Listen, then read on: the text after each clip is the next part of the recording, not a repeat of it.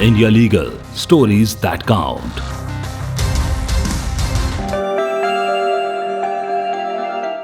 Hello and welcome to another special readout from India Legal magazine. As you know, we are the nation's first politico-legal independent weekly focusing on controversial issues of national and international importance. The video readouts we present to you are the editorial team's choice of the most significant stories we believe should receive close and wide scrutiny and circulation. You can watch them along with the visuals or listen to them as you would a podcast. In this commentary, we focus on Mother Earth and the damage we Homo sapiens, or human beings, are inflicting on her bosom. As the iconic magazine, The New Yorker, writes in its latest issue dated April 2022, this week, as we commemorate Earth Day, we are underlining the urgency of the situation with a series of pieces from some of our finest writers. Reports of our inadequate response to the climate emergency roll in as regularly as the tides. The latest came from the UN's Intergovernmental Panel on Climate Change, telling us that the crisis is getting even worse, faster than we had imagined. It's hard to envision a louder alarm, says the New Yorker, and we seem to be able to sleep through it. For example, Elizabeth Colbert, writer, profiles James Hansen, the NASA specialist who offered an early warning about the ramifications of global warming. 43 years ago, Hansen created one of the world's first climate models, nicknamed Model Zero, which he used to predict the most of what has happened to the climate since. Sometimes he is referred to as the father of global warming and sometimes as the grandfather. In How Extreme Weather is Shrinking the Planet, the science writer Bill McKibben explores some of the ways that radical environmental changes are making parts of the earth uninhabitable. Closer to home, in India, the need for environmental protection is stronger than ever before. In past issues of India Legal, we have highlighted the brutal destruction of hills and the cutting of forests which has been virtually unchecked along the Kalka-Simla highway in the life-giving Himalayan state of Himachal. The idea was to four-lane this highway, but all it did was increase traffic and create more heat. The felling of trees in the environmentally sensitive region of the Kasoli Hills pollutes the silence with a deafening buzzing of saws, much alike the havoc being perpetuated on the Amazon and Congo forests. A picture image in macrocosm which illustrates this universal devastation was recently painted by Abhay Shukla. This former senior IAS officer is a writer, public commentator and environmental activist. He is also a prolific blogger with a unique, sensitive, yet call a spade style of writing. In his latest blog, Shukla writes about his small village Purani Koti, the pristine but parched village in Himachal. As I said, it is a microcosm of what happens when states don't have conservation planning. Shukla writes, "We came up to our home in Purani Koti village in Mashobra near Simla on the 8th of this month, as we have been doing every year these last 13 years, and realized with a shock what the doomsday clock is all about. I have never," says Shukla, "seen our village as dry, scorched and parched in April as it is this year, and that too after an unusually wet winter with record snowfall. Clearly something is not right. The terrific heat has made nature skip spring and go straight into summer. The apple and rhododendron trees are at least a month ahead of their normal schedule. The former have shed their flowers and the setting of the fruit has begun. The latter are already ablaze with red like a lady of pleasure on her night out. The willows already have a full canopy. The rock begonias have bloomed and shed their flowers long before their time. The bees and butterflies are no longer taking flight.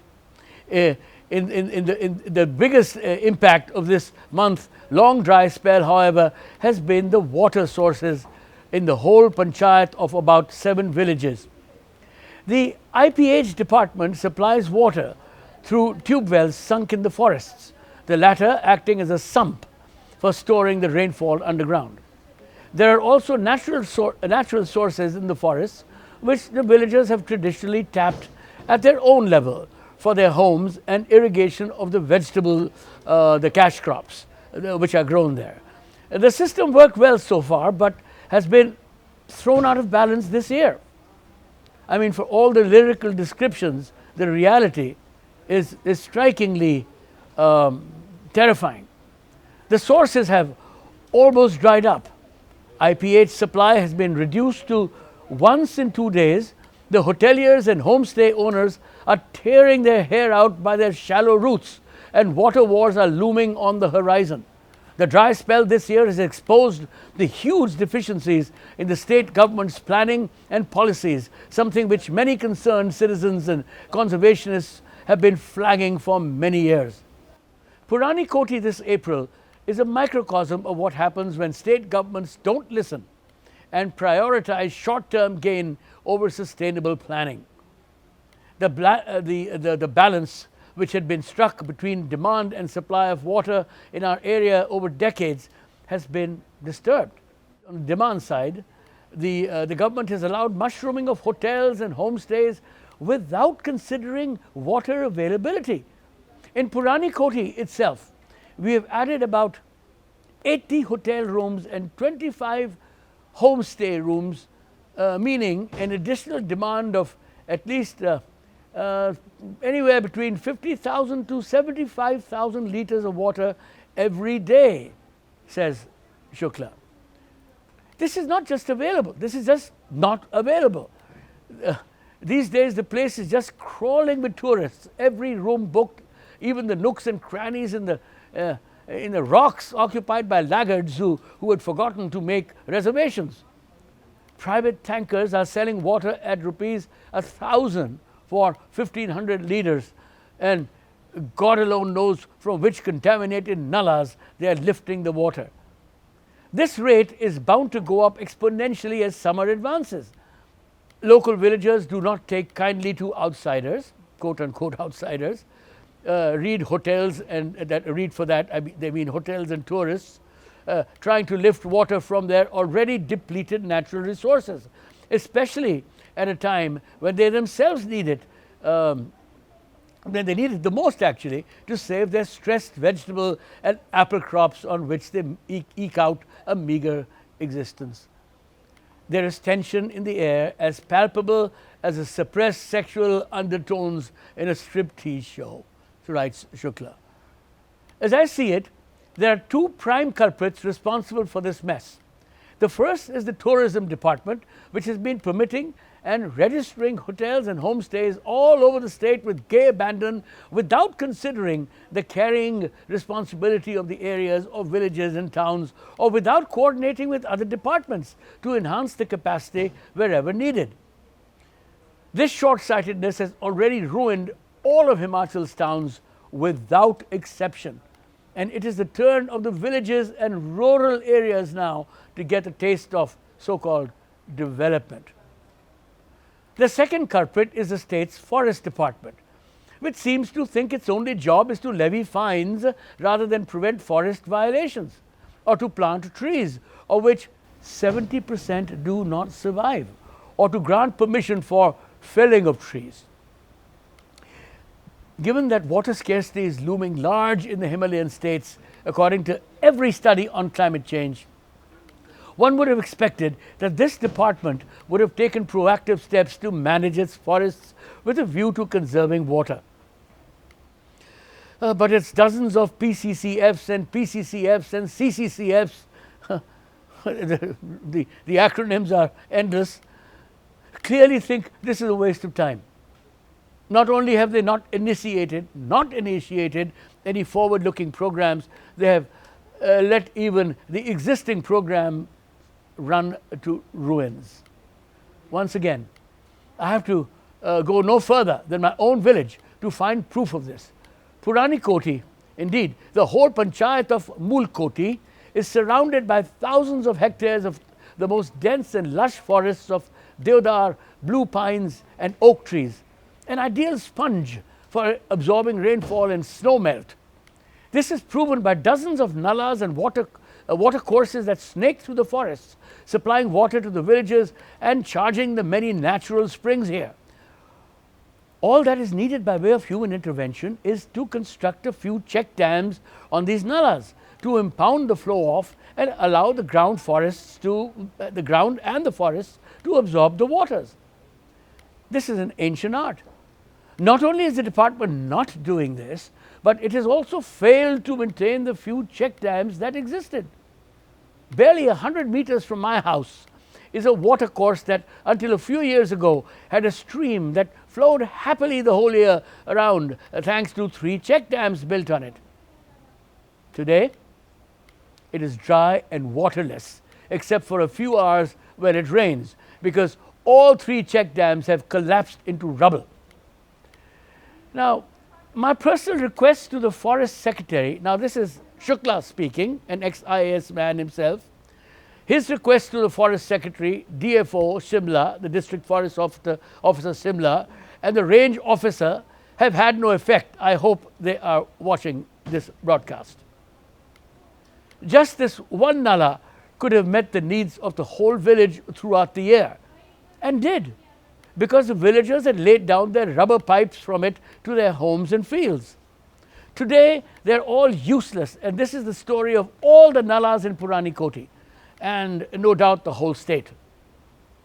In 2008, when Mr. J.P. Nadda, the BJP president, was the forest minister, we had launched a conservation scheme called the Van Sarovar program. Its aim was to construct thousands of bauris, they are called the water bodies, in the forests along the natural contours to impound and collect the rainwaters with funding from Campa and Manrega. They would have manifold benefits: provide water holes for wildlife, recharge the groundwater and streams, prevent erosion from the runoffs, make available water to fight forest fires, to name a few. It was a low cost, only local stones and earth were to be used, low gestation, employment intensive, and immensely beneficial scheme, just what Himachal needs in the times to come. But for some reason, unexplained reasons, the department has allowed this program to wither away like its plantations. It is time the Himachal government wakes up and adopts this and similar conservation measures to preserve and harvest its ample rain and snow precipitations. The Jal Shakti maxim, catch the rain where it falls and when it falls, should not remain a mere slogan, but should be acted upon urgently. Very soon, annual water crises will become a regular and permanent feature, and the first sector to be hit will be tourism. Already, Shimla, the queen of hill stations of India, has received a big jolt last week with the tour operators of Gujarat and Kerala, which provide 60 to 70% of tourist bookings here, announcing that they are boycotting Shimla because of traffic congestion and lack of parking spaces. Tourism is Himachal's biggest revenue earner and employment generator. But even a milch cow needs to be carefully nurtured and should not be taken for granted. Right now, our milch cow is running on near empty. I hope, Shukla says, someone is watching or listening to this readout, and this is what I say, someone listening or listening to this readout will bring it to the attention of Prime Minister Modi. I mention the PM not only because he leads our governance and has a tremendous interest in water supply and water management, but also because Modi was at one important juncture of his career as a BJP party leader, he was in charge of Himachal party's affairs and was known to have deep environmental concerns. In a way, Himachal was once the PM's baby. Alas, the sad and terrifying story is not just about the Himalayan state of Himachal, but also the rest of India and the world. It is ultimately the story of destructive human greed. Thank you, Abhay Shukla, for drilling this into our heads. I hope all bureaucrats and politicians will be moved by your passion and compassion. This is Inderjit Badhwar. Until next time, goodbye. India Legal, stories that count.